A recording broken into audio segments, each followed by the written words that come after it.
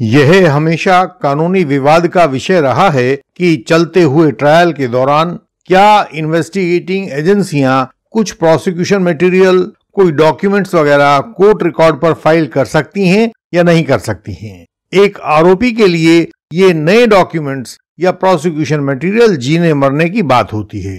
Chargesheet मिलने पर आरोपी खुशी मना रहा था कि अपराध का एक डॉक्यूमेंट्री एविडेंस तो चलो रिकॉर्ड से गायब है, इसका हमें लाभ मिलेगा। लेकिन एविडेंस के दौरान जब गवाही चल रही थी तो प्रोसिक्यूशन अचानक से एक रिकॉर्डेड सीडी लेकर कोर्ट में आ जाता है कि साहब ये मालखाने में रह गई थी, इसे लेकर रिकॉर्ड पर लगा दीजिए। आरोपी की पूरी लाइन ऑफ डिफेंस केवल 2 सेकंड में भाप बनकर उड़ जाती है। पहले से तैयार किए गए पॉइंट्स बेकार हो जाते हैं। आरोपी को सरप्राइज मिलता है। आरोपी के वकील साहिबान को रास्ता दिखना बंद हो जाता है।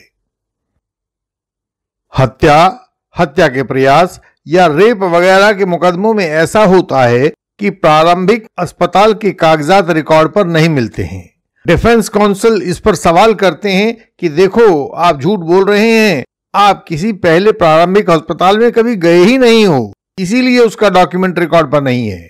लेकिन क्या हो कि अगले दिन कोई वह कागज लाकर रिकॉर्ड पर रख दे और कहे कि लो जी, यह रहा पहले अस्पताल का कागज, हमने गोरखपुर कोर्ट में हुए ऐसे ही वाकये की बात आपसे पहले बताई थी, जिसे हाई कोर्ट में जाकर ठीक करवाया गया था। इस तरह से चलते मुकदमे में डॉक्यूमेंट्स आते जाएंगे, आरोपी के खिलाफ केस फाइल पर लगते चले जाएंगे, तो इन्वेस्टिगेशन और ट्रायल की विश्वसनीयता ही क्या बचेगी।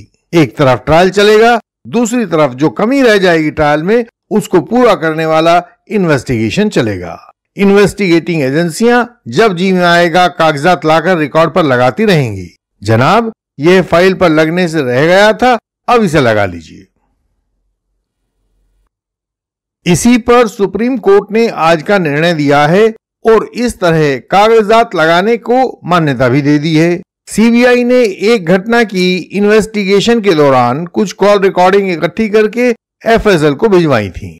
जब एफएसएल रिपोर्ट आई उन सीडीज के ऊपर, तो रिपोर्ट को तो सप्लीमेंट्री चार्जशीट के रूप में कोर्ट में दाखिल कर दिया गया, लेकिन जो सीडीज एफएसएल में भेजी गई थी वे कोर्ट में नहीं भेजी गई। जब डिफेंस काउंसिल ने सवाल पूछा कि सीरीज कोर्ट में इसलिए नहीं है क्योंकि कभी सीरीज बनी ही नहीं थी और यह एफएसएल की रिपोर्ट एक झूठी रिपोर्ट है, कोई कॉल रिकॉर्डिंग कभी नहीं हुई थी, तो हुआ क्या कि इसके बाद अगली डेट पर सीबीआई वाले सीरीज लेकर आ गए कि लीजिए साहब, ये पहले फाइल पर लगने से रह गई थी, लिहाजा अब लगा देते हैं, और पूरी डिफेंस वहीं उसी पॉइंट के ऊपर चौपट हो गई। डिफेंस ने इस तरह से ट्रायल के दौरान बाहर से सीडी लाकर रिकॉर्ड पर लगाने का विरोध किया, लेकिन ट्रायल कोर्ट ने सीबीआई की अर्जी मंजूर करके सीडी को रिकॉर्ड पर ले लिया। इसके खिलाफ आरोपी दिल्ली हाई कोर्ट में गया।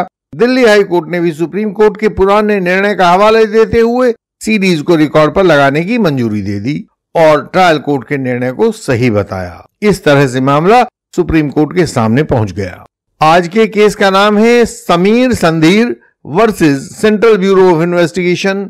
यह क्रिमिनल अपील नंबर 4718 और 4719 ऑफ 2024 थी, जिसे जस्टिस अभय एस ओका और जस्टिस ऑगस्टीन जॉर्ज मसीही की बेंच ने 23 मई 2025 को, यानी कि बस अब से कुछ ही समय पहले डिसाइड किया था।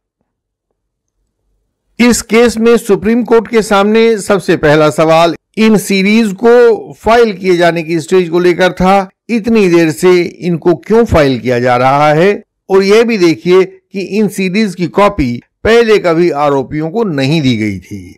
तो दूसरा सवाल यह था कि कहीं इस तरह की कानूनी रीत शुरू कर देने से ये इन्वेस्टिगेटिंग एजेंसियां आरोपी को मिलने वाले राइट टू फेयर ट्रायल के अधिकार को तो खत्म नहीं कर देंगी।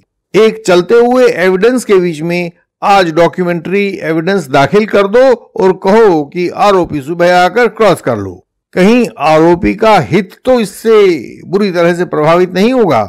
और तब जाकर अंत में कोर्ट के सामने तीसरा सवाल यह था कि क्योंकि इसमें सीरीज नामक इलेक्ट्रॉनिक रिकॉर्ड था, तो इनके साथ लगने वाले सर्टिफिकेट 65 भी इंडियन एविडेंस एक्ट तथा सीरीज की असलियत को किस स्टेज पर जांचा जाना चाहिए, अब फाइलिंग के समय या ट्रायल के दौरान जब एविडेंस चल रहा हो तब, यानी कि ऑथेंटिसिटी चेक कब किया जाना चाहिए। इस केस में सुप्रीम कोर्ट ने अपने 2 पुराने निर्णयों का हवाला देते हुए उन पर अपना फैसला टिकाया। ये 2 पुराने केसेस थे। पहला था सीबीआई वर्सेस आरएस पाई, यह 2002 का केस था, और दूसरा था अर्जुन पंडित राव खोटकर वर्सेस कैलाश कुशन राव गोरंट्याल, यह 2020 का केस था। आपने अर्जुन पंडित राव खोटकर केस के बारे में हमसे सर्टिफिकेट 65B एविडेंस एक्ट वाले केसेस में बहुत बार सुना होगा। अनवर पीवी वर्सेस पी के बशीर 2014 वाले केस में दिए गए कानून को इसी अर्जुन पंडित राव खोटकर वाले केस में सही ठहराया गया था। और ये जो दोनों केस थे, अनवर पीवी और अर्जुन पंडित राव खोटकर, इन दोनों ने सर्टिफिकेट 65B एविडेंस एक्ट का कानून सेटल कर दिया था, जो पुराने इलेक्ट्रॉनिक एविडेंस के मामलों में आज तक मान्य है।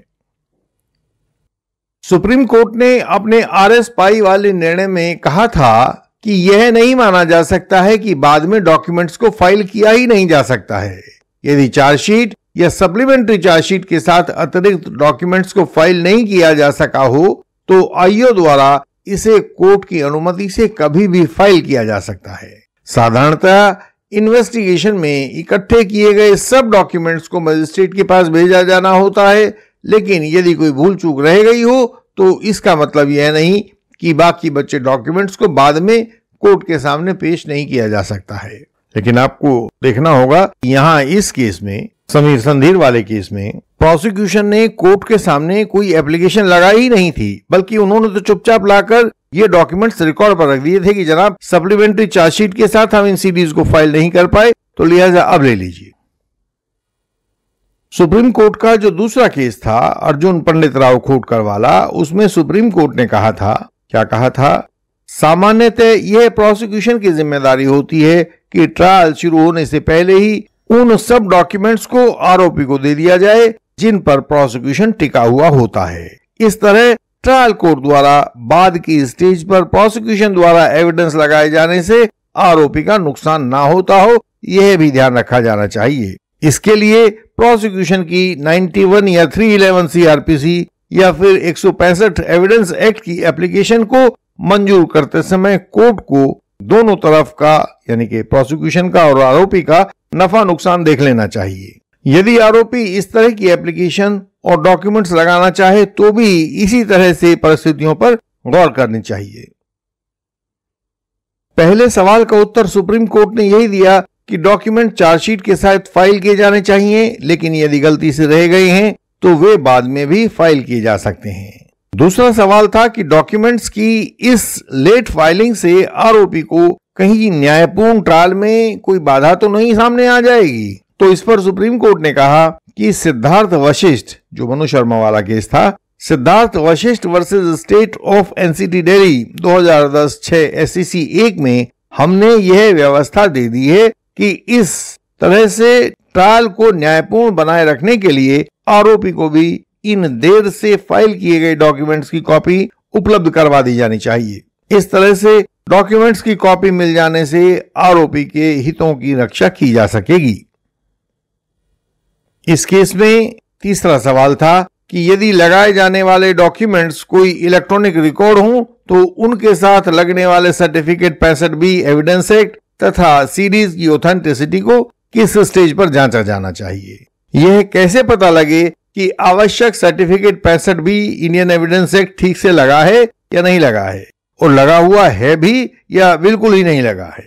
साथ ही यह बात कैसे जांची जाए कि ये वही सीरीज हैं जो मौका से सीज की गई थी या जिनको FSL में भेजा गया था। इस इलेक्ट्रॉनिक रिकॉर्ड की एडमिसिबिलिटी को लेकर जो कानूनी चेक्स होते हैं उनको कैसे तस्दीक किया जाए। इस पर सुप्रीम कोर्ट ने कहा कि ये सारी बातें इलेक्ट्रॉनिक रिकॉर्ड की एडमिसिबिलिटी को लेकर हैं, तो इनको ट्रायल के दौरान ही जांचा जाना चाहिए, जैसे कि सामान्य डॉक्यूमेंट्स के मामले में किया जाता है। आपने सारा केस सुना, आपको क्या लगता है कि यह जो तय हुआ है यह कैसा तय हुआ है? हमारा तो विचार यह है कि सुप्रीम कोर्ट ने डॉक्यूमेंट्स की लेट फाइलिंग से संबंधित उलझनों का ही जवाब दिया है, लेकिन पुलिस या दूसरी इन्वेस्टिगेटिंग एजेंसियां जो चालाकियां करती हैं, उनकी कोई प्रत्यक्ष जानकारी सुप्रीम कोर्ट के जजेस के पास नहीं होती। इसलिए उस बाबत सुप्रीम कोर्ट ने अपने पूरे निर्णय में कहीं कुछ नहीं कहा है। आप देखेंगे कि सुप्रीम कोर्ट ने लंबा जजमेंट दिया है, लेकिन उस आईओ के खिलाफ एक शब्द भी नहीं कहा जिसने सप्लीमेंट्री चार्जशीट को बिना सीडीज के फाइल कर देने का यह कारनामा अंजाम दिया है। चलो, आप कुछ नहीं कह रहे हैं तो इस आईओ के सीनियर्स को तो इस बाबत इंक्वायरी करने के लिए बोल ही सकते हो ना, लेकिन ऐसा कहीं होता हुआ दिखाई नहीं दिया कि उसके सीनियर्स को कहा जाए कि आईओ के इस कंडक्ट की जांच की जाए। इन्वेस्टिगेटिंग एजेंसियों की चालाकियों को या तो कोई आरोपी जानता है या कोई ट्रायल कोर्ट का जज जानता है, क्योंकि यही दो लोग होते हैं जो इन चालाकियों और रिकॉर्ड की हेराफेरी को अपने अनुभव में होते हुए देखते हैं। हमारे जुडिशियल सिस्टम का दुर्भाग्य यह है कि आरोपी और ट्रायल कोर्ट जज, इन दोनों की पहुंच सुप्रीम कोर्ट तक नहीं होती है। इनमें से कई ने तो जीवन भर सुप्रीम कोर्ट को कभी देखा भी नहीं होता है। वस्तुतः इस समस्या का सही हल यही है कि सुप्रीम कोर्ट जजेस का एक सहायक मंडल नियुक्त किया जाना चाहिए, जिसमें 2-4 छटे हुए और 20-30 साल जेल में काट चुके अपराधी हों, कम से कम 3 डिस्ट्रिक्ट जजेस हों और 5 जुडिशियल मजिस्ट्रेट हों, और ये सभी लोग सुप्रीम कोर्ट के हर जजमेंट में सुप्रीम कोर्ट के जजेस को अपना परामर्श दें। मानना या ना मानना और कितना मानना है, ये हर मामले में सुप्रीम कोर्ट के जजेस खुद तय कर सकते हैं, लेकिन उनके पास आईओ का, जांच एजेंसियों का, जेल अथॉरिटीज का, उनकी कारगुजारियों का एक प्रत्यक्षदर्शी कुछ कह रहा होगा तो सुप्रीम कोर्ट के जजमेंट्स में अधिक वास्तविकता दर्शित होगी। लगेगा कि यह जीवन की सही परिस्थितियों को अपने भीतर समा पा रहा है। हमने 2024 में अलग अलग राज्यों के 15 एडवोकेट्स के साथ मिलकर एक एडवोकेट पार्टनरशिप प्रोग्राम का ट्रायल किया था। इसमें हमने अपने पार्टनर एडवोकेट्स को कहा था कि वे केवल बैठकर हमें केस की भीतरी संरचना, उसके तथ्य और फैक्ट्स आदि को समझा दें। बाकी सारा काम जैसे क्रॉस एग्जामिनेशन, आर्गुमेंट्स वगैरह इंडियन लीगल सिस्टम को करने दें। उन साथी एडवोकेट्स ने जिन्होंने पार्टनरशिप प्रोग्राम का लाभ उठाया है, उन्होंने इसे स्वीकार किया। वे लोग साथी एडवोकेट से पार्टनर एडवोकेट्स बन गए। उन पार्टनर एडवोकेट्स ने बताया कि इससे जहां एक और उन्हें कम मेहनत करनी पड़ी, वहीं उनके काम की गुणवत्ता में सुधार आया, उनकी जीत का प्रतिशत और उनकी आय कई गुना बढ़ गई। एडवोकेट पार्टनरशिप प्रोग्राम का मूल मंत्र है, मेहनत हमारी और योजना आपकी। आओ मिलकर इसे बेहतरीन बनाएं। इस भारी कंपटीशन के टाइम में आपको भी स्मार्ट तो होना ही होगा। यह कार्यक्रम सफल हुआ तो हमने इस एडवोकेट पार्टनरशिप प्रोग्राम को अपने सब एडवोकेट मेंबर्स के लिए ऑफर कर दिया है। इंडियन लीगल सिस्टम का एडवोकेट पार्टनरशिप प्रोग्राम ज्वाइन करना चाहते हैं तो आप हमें हमारे व्हाट्सएप नंबर पर भेज सकते हैं। जो साथी एडवोकेट्स हमारे मेंबर्स हैं, उनको हम अपने पार्टनर एडवोकेट्स बनाने को आगे बढ़ चलेंगे।